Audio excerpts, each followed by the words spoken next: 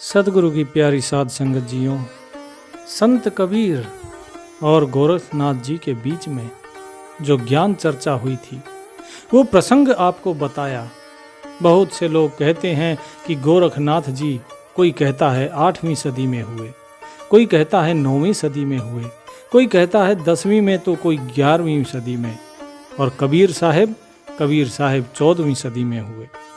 1398 से 1518 तक का कबीर साहिब का जीवन काल रहा और कहते हैं कि कबीर साहिब का मिलना, संत कबीर और गोरखनाथ जी के बीच में कभी मिलन हुआ ही नहीं। लेकिन ऐसा नहीं है। लोग पता नहीं कहाँ से ये चीज़ें प्रमाण लेकर आते हैं, लेकिन मेरे पास जो प्रमाण है वो कबीर साहिब की वाणी का है।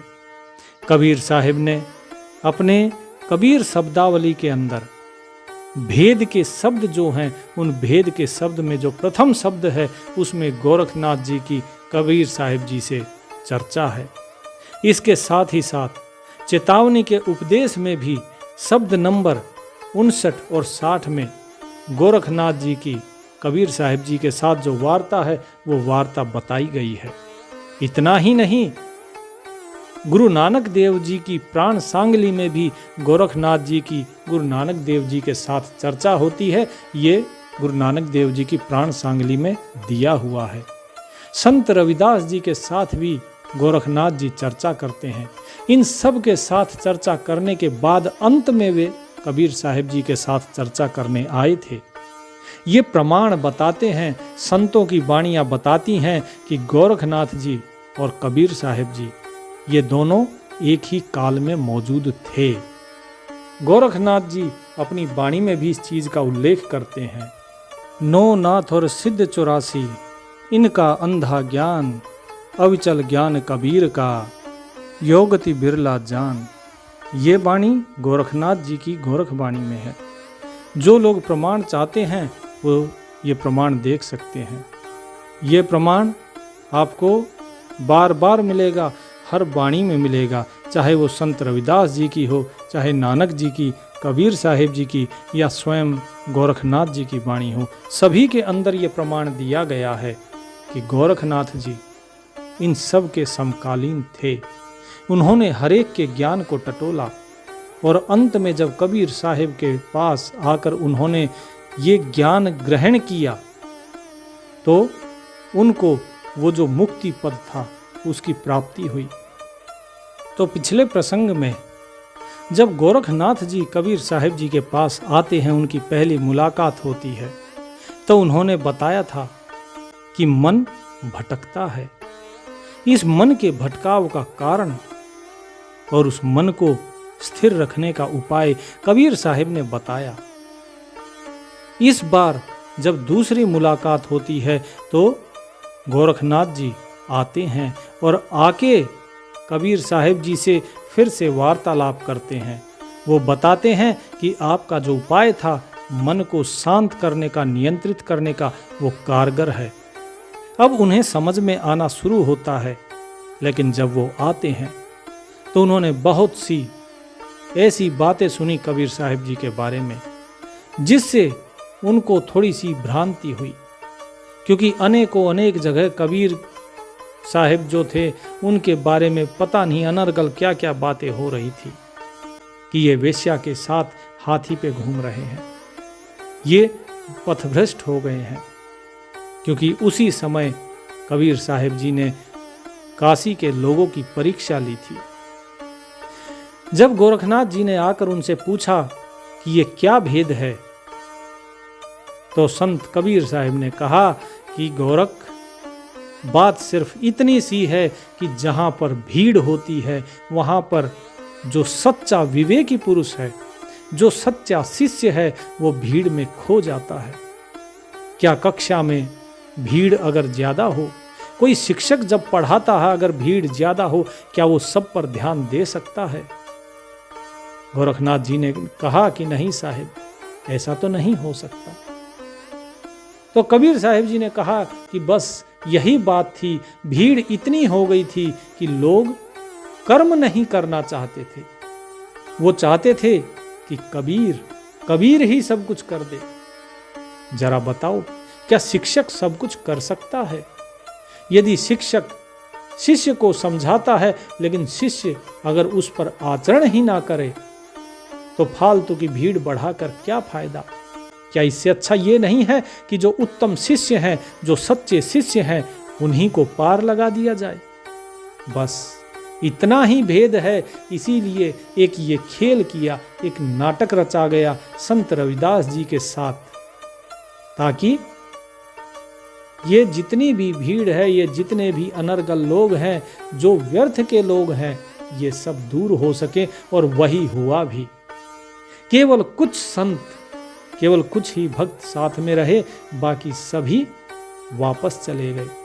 जब समय आएगा तो जो वापस गए हैं उनका भी उद्धार होगा। उनके लिए भी हमने सब कुछ सोच रखा है, लेकिन तब तक उनके मन को निर्मल होने दो, क्योंकि जिसके मन में शंका है वो भला पार कैसे होगा? पहले शंका का निवारण तो होना चाहिए। जिसे मेरी बात पर भरोसा ही नहीं है, भला उसको मैं कैसे पार लगाऊंगा?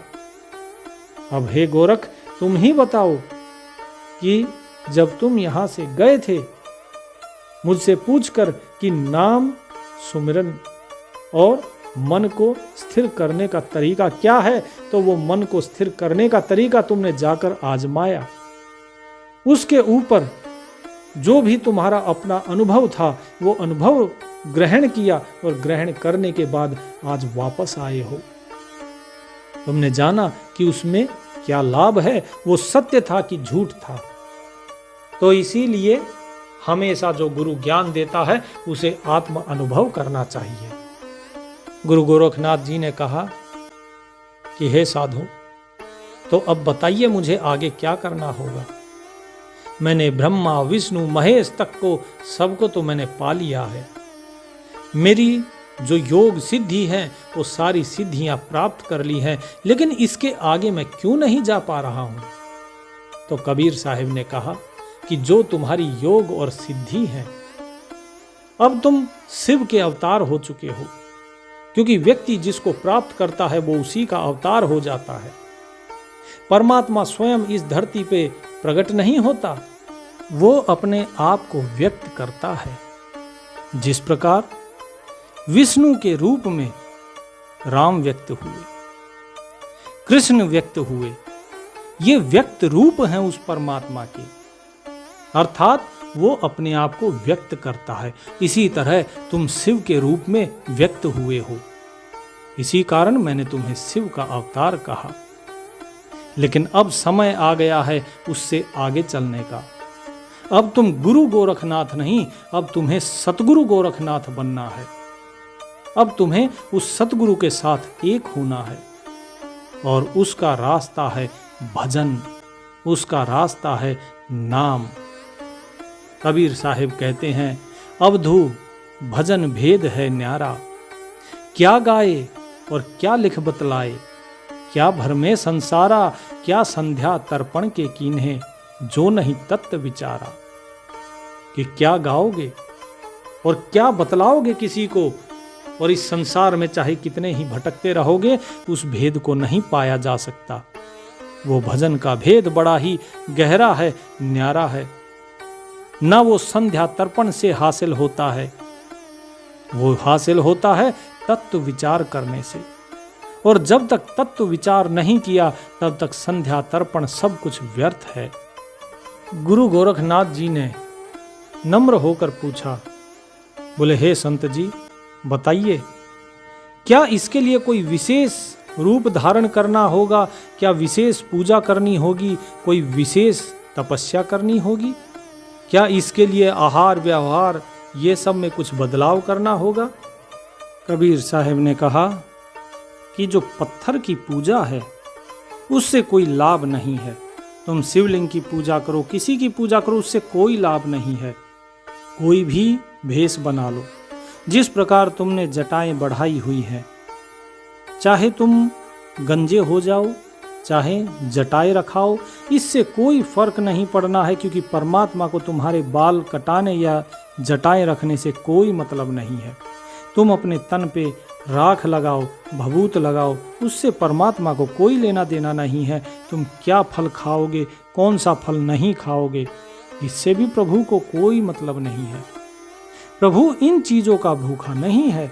ये तो तुम्हारे सिर्फ इस मन के रचाए हुए पाखंड हैं। इस मन के रचाए हुए पाखंडों में जितना फंसोगे उतना फंसते चले जाओगे। तुम्हारा मन अब जबकि स्थिर होने लगा है तो उसे अब केवल दिशा देनी है और कुछ भी नहीं। बहुत से लोग हैं जो अनेक प्रकार के ये पाखंडों में फंसे हुए हैं। बिन परचे साहिब होए बैठे, विषय करे व्योपारा, ज्ञान ध्यान का मर्म न जाने, बाद करे अहंकारा। कबीर साहिब ने कहा कि देखो कितने ही लोग हैं जिनका उस साहिब से परिचय नहीं है, जो उस परमात्मा को जानते नहीं हैं, लेकिन वो गुरु बन बैठे हैं। जो स्वयं उस मालिक को नहीं जानता है वो तुम्हें कैसे उसका अनुभव करा सकता है, कैसे उसका भेद बता सकता है? नहीं बता सकता।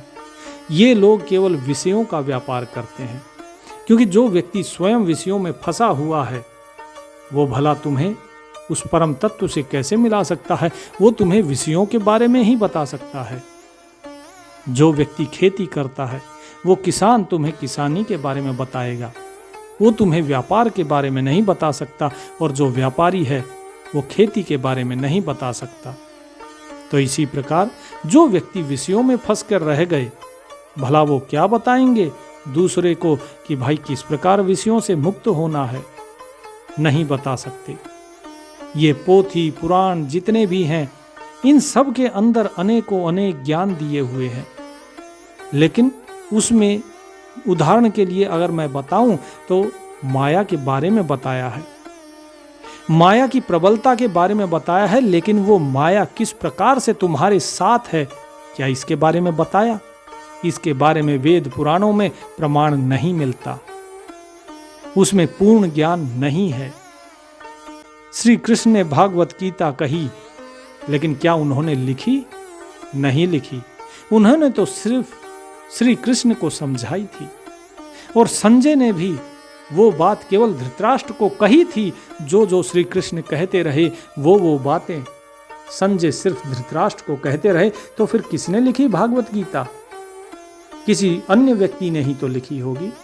और जब किसी अन्य व्यक्ति ने यह भागवत गीता लिखी है, तो जब आप एक चीज सुन लेते हो, सुनने के बाद जब उसको लिखते हो, तो बहुत सी चीजें ऐसी होती हैं जो आप भूल जाते हो। तो पूर्ण सत्य उसके अंदर नहीं लिखा होता। पूर्ण सत्य केवल अनुभव का होता है। बिना अनुभव के आप पूर्ण सत्य को नहीं जान सकते हो। जो भी रहेगा वो अधूरा रहेगा, और अधूरे ज्ञान से कभी ईश्वर की प्राप्ति नहीं होती।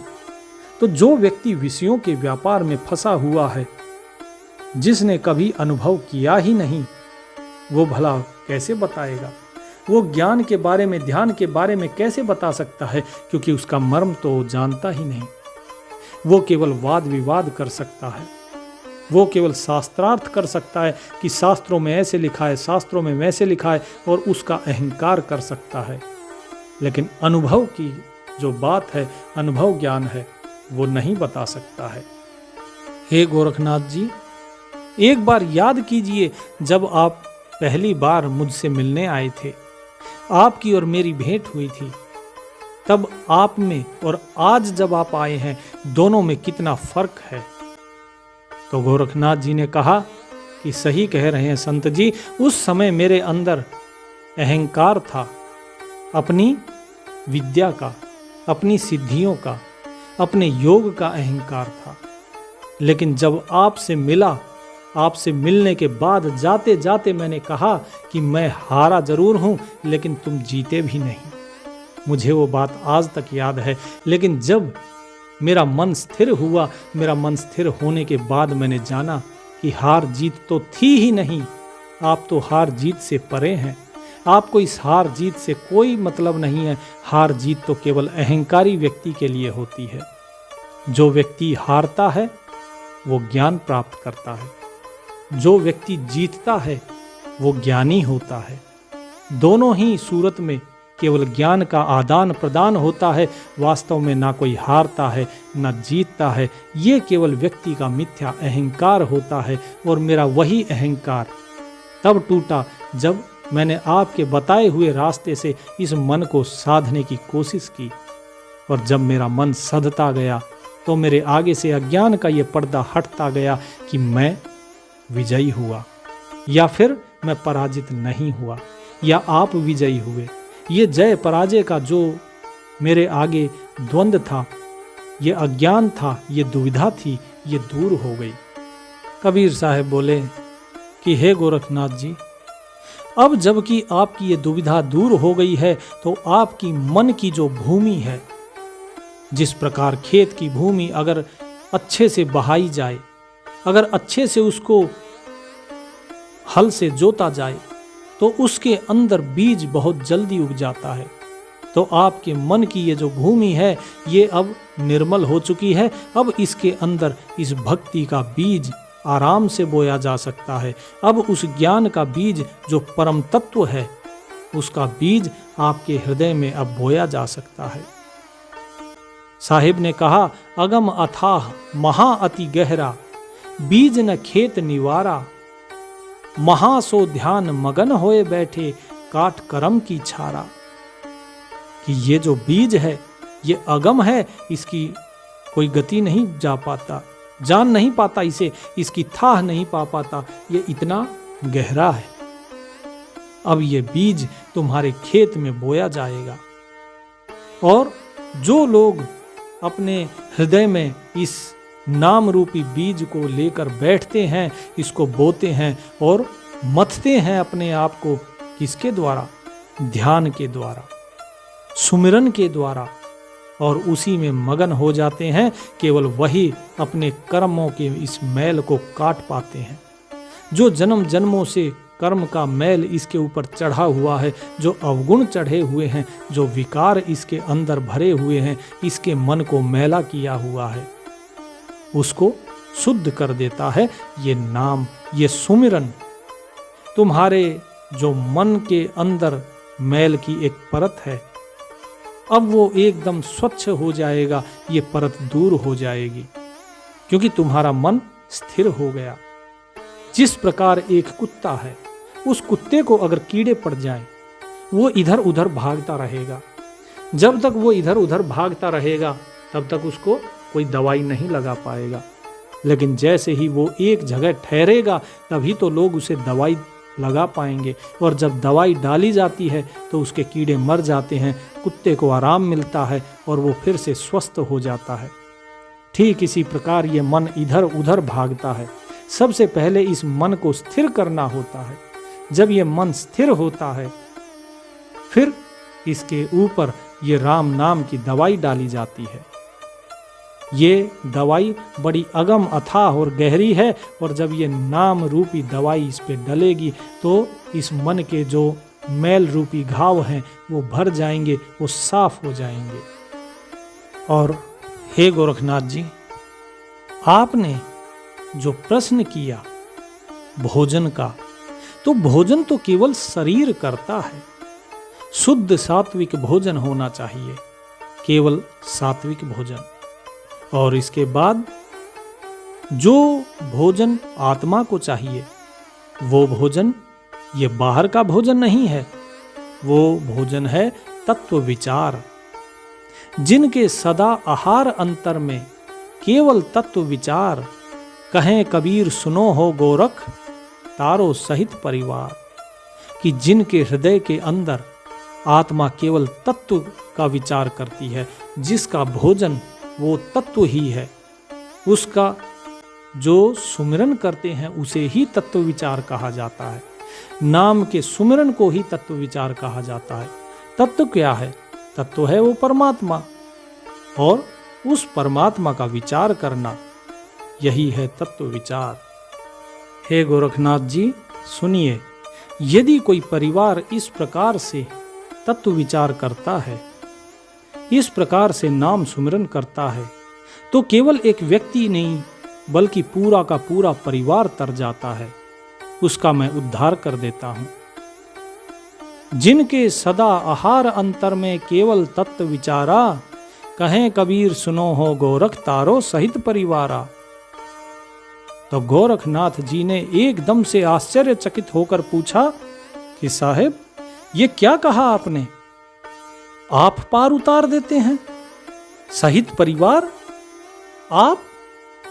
आपने ये कैसे कहा? अगर भगवान पार उतारता है तो समझ में आती, लेकिन आपने कहा कि तारों सहित परिवारा, आप तार देते हैं। तो कबीर साहिब ने कहा कि हे गोरखनाथ जी, शंका मत कीजिए। जब अभी तक शंका नहीं की है तो अब शंका मत कीजिए, शंका को अपने मन में मत आने दीजिए। जो कहता हूं केवल उतना ही समझिए। लेकिन अब कबीर साहिब जी की इस बात से गोरखनाथ जी के मन में प्रश्नों की झड़ी लग गई थी कि कौन है कबीर साहिब, कौन है संत कबीर जो कह रहे हैं कि मैं पार उतार देता हूं।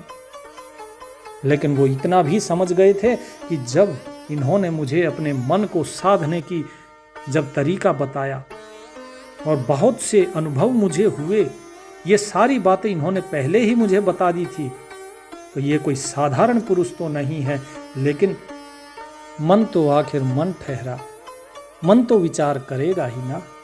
साध जरूर लिया, लेकिन कबीर साहिब की एक इसी बात से उनका मन हल्का सा डगमगाने लगा। कबीर साहिब ने कहा कि हे साधो, डगमगाओ मत, इस मन को स्थिर रखो। ये मन, मैंने देखिए केवल एक वचन कहा, आप कहते हैं मेरा मन सद गया, फिर ये क्यों डगमगा रहा है? इसके मन में शंका क्यों आई? शंका नहीं आनी चाहिए। अवधू अक्षर हूं सो न्यारा, जो तुम पवना गगन चढ़ाओ, करो गुफा में बासा, गगना पवन दोनों बिन से, कह गयो जोग तुम्हारा। कि हे अवधूत जी सुनिए कि जो तुम पवन चढ़ाते हो गगन में, अर्थात जो पवन तुम अपने कपाल में चढ़ाते हो और उस गुफा में तुम वास करते हो, कौन सी गुफा की बात है? यहाँ भंवर गुफा की बात हो रही है। लेकिन जब ये गगन और पवन ये दोनों विनश जाएंगे, इन दोनों का नाश हो जाएगा, तब तुम्हारा ये योग कहाँ रहेगा? कभी सोचा है ये? नहीं ना। तो इस चीज को सोचिए। गगना मध्य झलके ज्योति, पानी मध्य तारा, घट जय नीर बिनस गए तारे, निकर गयो कहीं द्वारा। हे गोरखनाथ जी, जरा सुनिए मेरी बात। जो तुम्हारा ये गगन है, ये कपाल है, इसमें तुम्हें वो ज्योति झलकेगी, उसका दीदार होगा, उस नूर का दीदार होगा। जिस प्रकार तारे चमकते हैं ऊपर, लेकिन नीचे पानी भर के रख दो तो उन पानी के अंदर भी वो तारे दिखाई देते हैं। लेकिन जैसे ही वो पानी सूख जाता है, वो पानी घट जाता है, तब वो तारे कहाँ चले जाते हैं? किस द्वार से वो निकल गए? अभी तक जो तारे उस पानी के अंदर थे वो कहाँ चले गए? ये इस मन के साथ होता है, यही इस जीवात्मा के साथ भी होता है कि वो परमात्मा हर एक के अंदर आत्मा रूप में विराजमान है। लेकिन जब इसके अंदर का ये आत्मा निकलता है तो किस द्वार से निकलता है? कभी आपने सोचा ये? इस चीज को सोचिए, इस चीज को जानिए। क्योंकि आपका जो गगन है, जो आपका कपाल है, जो आपका मस्तिष्क है, जो त्रिकुटी है, आप वहां पर जो ज्योत देख रहे हैं, जो नूर देख रहे हैं, ये नूर कहाँ चला जाता है? जब ये शरीर रूपी जो घट है, घड़ा है, जब शरीर रूपी मटका फूटता है तब कहाँ जाता है और किस द्वार से निकलता है? क्या कभी किसी ने देखा? मेरुदंड पे डार दुलैची, जोगिन तारी लाया, सोई सुमेर पर खाक उड़ानी, कच्चा जोग कमाया। गोरखनाथ जी ने कहा कि हम मेरुदंड को सीधा करके बैठते हैं, समाधि लगाते हैं और अपनी जो सूरत है, जो तारी लगाते हैं, वो इस त्रिकुटी में लगाते हैं, जिससे हमें उस प्रकाश का अनुभव होता है। कबीर साहिब ने कहा कि सही है, प्रकाश का अनुभव होता है। लेकिन जब ये शरीर ही नहीं रहेगा, ये शरीर जब खाक हो जाएगा, जब इसकी धूल उड़ेगी, तब तुम्हारा ये योग कहाँ रहेगा? वो जो सूरत तुमने लगाई थी वो कहाँ रहेगी? जिसे तुम कहते हो कि ये परमात्मा है, उस प्रकाश को ही कहते हो ना? यदि केवल वो प्रकाश ही परमात्मा है तो बताओ, ये शरीर मिट जाने के बाद वो कहाँ रहेगा? क्योंकि तुमने तो उस प्रकाश को इस शरीर के अंदर ही देखा है, इस कपाल में ही देखा है। तो ये जोग तुम्हारा अभी कच्चा है, अभी आपने पक्का जोग नहीं कमाया है। क्योंकि जिस योग को आप करते हो वो सब कुछ इला पिंगला सुषुम्ना नाड़ी जो हैं इनके माध्यम से होता है। लेकिन जब ये इंगला, ये नाड़ी नहीं रहेगी, ना पिंगला रहेगी, ये जो सुषुम्ना है ये भी नाश हो जाएगा, इस नाड़ी का भी। क्योंकि जब शरीर ही नहीं रहा तो इला पिंगला सुषुम्ना बताइए कहाँ से रहेंगी? उस वक्त तुम्हारा ये योग किस काम आएगा? तुम्हारा योग तो इस शरीर के साथ ही समाप्त हो जाएगा। इस देह से परे जाना है। कैसे जाओगे इस देह से? जब परे चलने की बारी आएगी तो तुम तो इस शरीर के अंदर ही अभी फंसे हुए हो। इस शरीर से बाहर निकलो, पहले इस देह ध्यास से आगे चलो। जब तुम्हारी उन्मुनी मुद्रा लगती है तो तुम्हें इस संसार से विरक्ति हो जाती है, इस संसार से तुम परे हो जाते हो। लेकिन जब ये उन्मुनी मुद्रा तुम्हारी टूटेगी तब कहाँ रहोगे? जरा इस चीज पर विचार करो। अब गोरखनाथ जी की जो ज्ञान की आंखें थी वो खुल रही थी। अब उनको समझ आ रहा था कि मैं जहां तक पहुंचा हूं उससे आगे भी बहुत कुछ है। ये बात तो कभी विचारी ही नहीं कि मैं शिव तक पहुंच गया। संत कबीर दास जी मुझे कह रहे हैं कि मैं शिव का स्वरूप हो चुका हूं। ये कह रहे हैं कि मैं शिव का ही अवतार हो चुका हूं। लेकिन क्या शिव से आगे भी कुछ है? क्योंकि इसको तो मैंने शरीर में ही देखा है। ये बात इनकी बिल्कुल सत्य है। इस ब्रह्मा विष्णु महेश तीनों के दर्शन मैंने इस शरीर में ही किए हैं। उस स्थिति तक मैं इस शरीर में ही पहुंचा हूं। क्या इससे भी आगे कुछ है? क्योंकि कुछ ना कुछ तो होगा ही। क्योंकि इस शरीर से परे भी बहुत कुछ होना बाकी है, बहुत कुछ पाना बाकी है अभी। और जिस प्रकार की बात कबीर साहिब कह रहे हैं उसके हिसाब से तो अभी मैं बहुत दूर हूं। आगे कबीर साहिब बोले, अद्वैत वैराग कठिन है भाई, अटके मुनिवर जोगी, अक्षर लोकी गम बतावे, सो है मुक्ति विरोगी। कि हे गुरु गोरखनाथ जी सुनिए, वो जो अद्वैत वैराग है वो बहुत कठिन है। इसमें बड़े बड़े मुनि, बड़े बड़े योगी, बड़े बड़े सिद्ध इस रास्ते पर पच गए, मर गए, खप गए, लेकिन वो जान नहीं पाए और बहुत से अटक कर रह गए। आप श्रेष्ठ हो, आप गुरु गोरखनाथ हो, आप सिद्धों के सिद्ध हो, ज्ञानियों के ज्ञानी हो, लेकिन आप भी वहीं पर जाकर अटक रहे हैं। क्योंकि अभी आप अद्वैत तक नहीं पहुंचे हैं। आप कहते हैं शिवोहम शिवोहम, कि आप शिव हो, लेकिन उसके आगे क्या है? कहां से आए ये ब्रह्मा विष्णु शिव? एक बार प्रश्न तो कीजिए स्वयं से। कहीं ना कहीं से तो आए हैं। अगर आए हैं तो जहां से आए हैं वो क्या है? आप अभी परम लक्ष्य तक नहीं पहुंचे हैं। अभी जो अद्वैत है उसे पाना बाकी है। क्योंकि अभी आप द्वैत में ही हैं। और जब तक व्यक्ति द्वैत में फंसा है तब तक मुक्त नहीं है। अब उस अक्षर की, वो जो परम अक्षर है, अब उसका ज्ञान बताते हैं तो आपकी मुक्ति हो जाएगी। फिर आप असली बैरागी हो जाएंगे।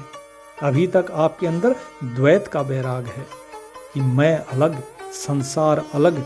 आपने इस संसार को त्याग दिया, लेकिन अब अद्वैत बैराग की बारी है और तभी आपकी मुक्ति होगी। तो गुरु गोरखनाथ जी हाथ जोड़कर बोले कि हे संत जी, हे साहिब जी, आपका ज्ञान बड़ा ही निर्मल है, इस आत्मा को झकझोर देने वाला है।